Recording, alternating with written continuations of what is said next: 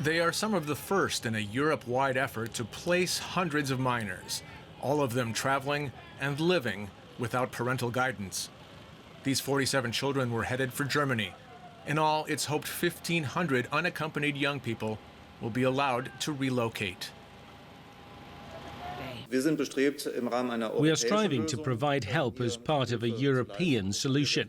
We offered that early on. Already on March the 8th, the German government decided to accept at least 350 children from the camps. 5 of the children will go to new homes in the city of Potsdam, just south of Berlin. The mayor there has been demanding action from the German government for months. We could certainly take in more. We already said that in January. That's why, for me, it's a first step. I'm quite a positive person, so I see it as an initial step in getting people here, but more have to follow quickly.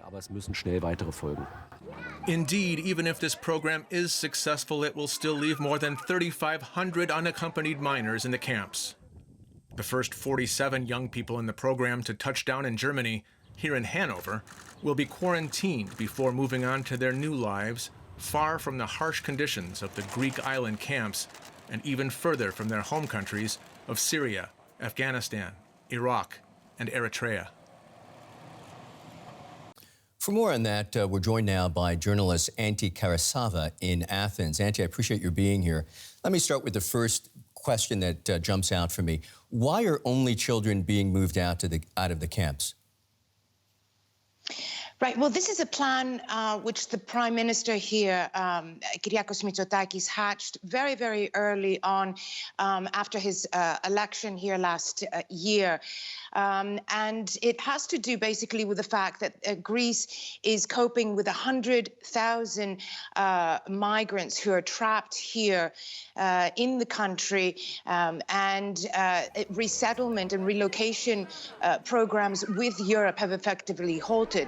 So what he's trying to do with this plan is start off with the most vulnerable lot, which of course are these unaccompanied minors. And that's what the government, it's no coincidence, for example, that the Prime Minister was there today at the airport sending off these children to Germany. There were 12 more who were sent to Luxembourg just a couple of days ago. But these numbers may sound very, very small, but what he's hoping is that they can start paving the way for more relocations and for more family reunifications.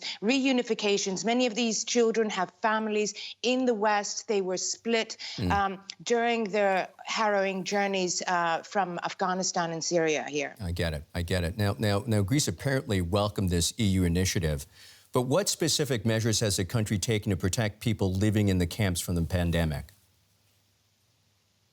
Well, Greece has taken very effective and robust measures from the start, I'd say actually faster than any other EU member state, and that's why it's seeing the impact of the pandemic here in Greece very, very low. We've just had about 100 deaths here compared to the thousands and tens of thousands that we've seen gripping Europe. As far as the refugees, these measures have applied from the start so much more in these abysmal camps and refugee camps. There have been cases. The government has quickly isolated them, and what it has managed to do is not to allow them to spread to further communities within, especially these islands. Antti Karasava there in Greece for us. Thank you so much.